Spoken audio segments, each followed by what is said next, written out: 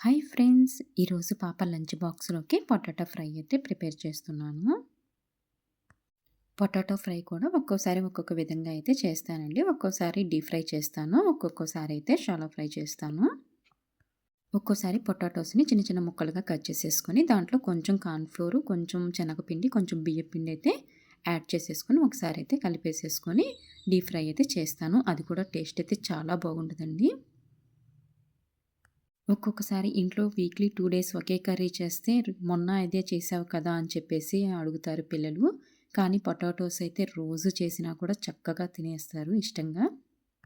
Potatoes అయితే fry అయిపోయినాయి. ఇంక తీసేసుకొని కొంచెం దాంట్లో ఉప్పు, కారం అయితే యాడ్ చేసేసుకొని ఒకసారి అయితే కలిపేసేసాను.